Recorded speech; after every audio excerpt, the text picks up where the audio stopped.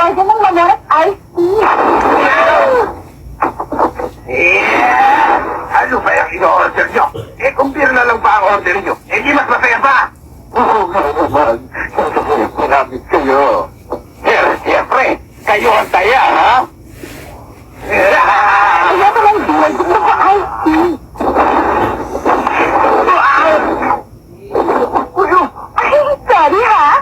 Mag-ingat ka naman.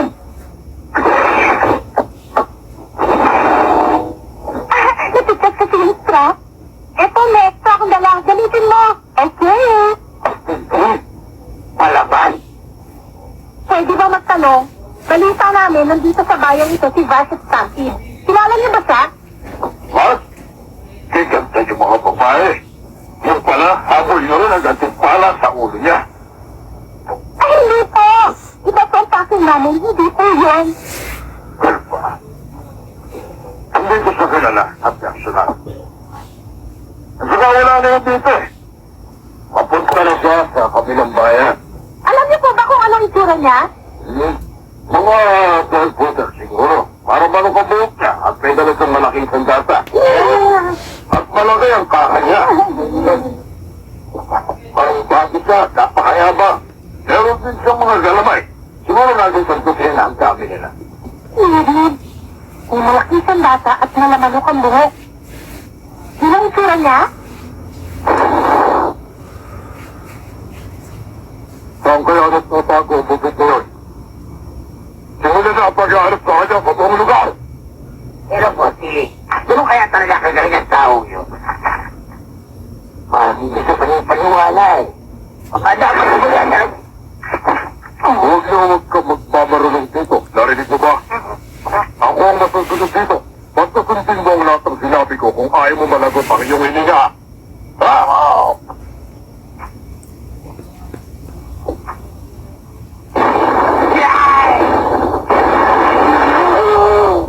Hindi ako makahinga. Ikaw! Pasensya ka na, ha?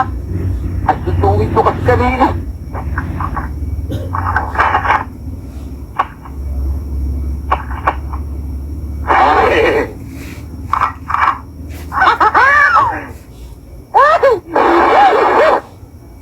Muntik na ako madali kanina. Safety ko lang talaga, kaya buhay pa ako hanggang ngayon. Dahil siya!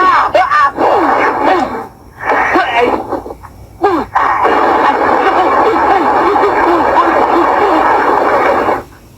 Parang gaganda.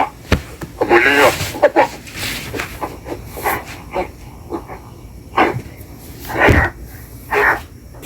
Hindi tumagal. Ang kulit naman niya. Hoy, pare! Ako ba hinahanap mo? Nandito ako sa likod mo! Tinututuwa kita!